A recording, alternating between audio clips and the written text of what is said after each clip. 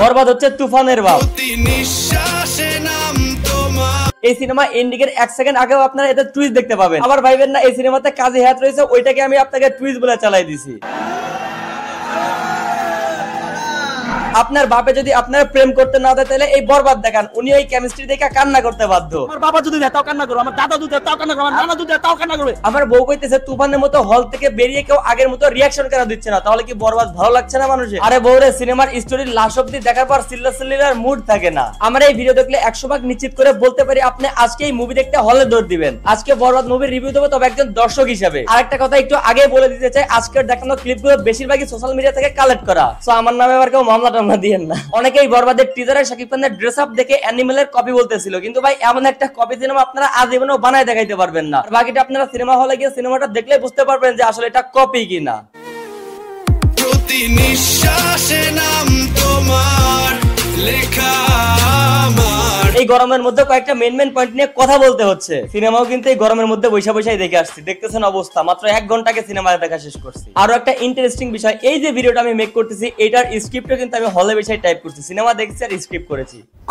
প্রথম পয়েন্ট, শাকিব ভাইয়ের যে গেট আপ এই মুভিতে সেটা পুরোটাই মেহেদী হাসান হৃদয়ের রিয়েল লাইফের গেট আপ, মানে পরিচালক সিনেমার মাধ্যমে নিজেকে ফুটিয়ে তুলেছেন, কিন্তু এইটা কিন্তু আমার ব্যক্তিগত মতামত। সাথে মায়াবী গানের এই অংশটুকু গানেরই কণ্ঠশিল্পী ইমরান মাহমুদের মতো লেগেছিল। সব থেকে বেস্ট যেটা ফিল করেছি, পুরো মুভিতে কিছুক্ষণ পর মায়াবীর এই টিউনটা বেজে উঠতেছিল।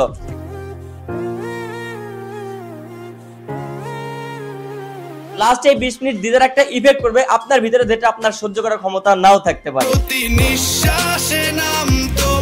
আমি চিন্তা করতেছি এই ভালোবাসার কেমিস্ট্রি দেখার পর অপু আর বুবলির কি অবস্থা, ফাটতেছে না ভিতরে? বেশি দুঃখের মধ্যে হাসি পাইরে ভাই। যাই হোক, মূল টপিকে আসি। সিনেমার প্রথম হবে সব কয়টা গান শেষ, এটাও কিন্তু একটা টুইস্ট, এবং সিনেমার শেষ 1 সেকেন্ডেও একটা টুইস্ট দিয়ে সিনেমা শেষ করেছে। আর যদি লুকের কথা বলি তাহলে শাকিব ভাই লাস্টের এই লুকটা দেওয়ার জন্য আলাদা কয়েকটা ঘটনা ঢুকানো হয়েছে, যেটা ভাই না ঢুকালে এই লুক আনা অসম্ভব। সিনেমাতে মেইন কোনো ভিলেন পাবেন না, তবে গল্পের প্রয়োজনে আপনারও মনে হবে দরকার নেই ভিলেনের, এইটাই ঠিক আছে। আচ্ছা, আরেকটা কথা, দুষ্ট কোকিলের মানব আসরা পুরো সিনেমাতে হাস্যকর একটা বিষয় হচ্ছে শাকিব ভাই মানবের মুখের উপরে মুইতা দিছে। পরিচালক ভাই আগেই রাইগেন না, পুরো সিনেমার মধ্যে মাত্র এইটুকু কাহিনী ফাঁস করে দিলাম, এর জন্য হয়তো আপনি অনেক দর্শকই পাবেন আর ফ্রিতেই প্রমোশন করতেছি, সো রাগার কিন্তু কোনো অপশন নেই এখানে। আর সিনেমা মুক্তির আগে আপনারা তো ভাই হুদাই কাজী হায়াত সাহেবের সাথে মার্কেটিং করলেন, মনে হয় না কোনো কিছু কাটা হয়েছে, জাস্ট 2-1টা জায়গায় হালকা ব্লার করা হয়েছে, তবু এই ব্লারের মাঝখান থেকে সবগুলো সিন ভালো মতো বোঝা যাচ্ছিল। তবে ভাই একটা কথা কি জানেন, এই সিনেমার শেষটা আপনার কোনোভাবে ভালো লাগবে না, ভেতরে আপনার একটা অশান্তি কাজ করবে, তবে এই পয়েন্টটাই এই সিনেমা ইন্ডাস্ট্রি হিট করতে মূল কাজ করবে। বাকি থাকলে হচ্ছে নিতু, কি বলবো রে ভাই, শাকিবের হাত ধরে অন্য লেভেলে চলে গেছে। সিনেমার বিজিএম, কালার, অভিনয়, স্টোরি, ভায়োলেন্স, আপনি আলাদা করে যদি এই পয়েন্টগুলো নিয়ে কথা বলবেন তাহলে একটারও প্রশংসা না করে থাকতে পারবেন না। তবে ওই যে আরেকটা কথা বললাম না, তুফানের বাপ এই বরবাদ মুভি, এটা সত্য, তবে তুফানের অবদান কিন্তু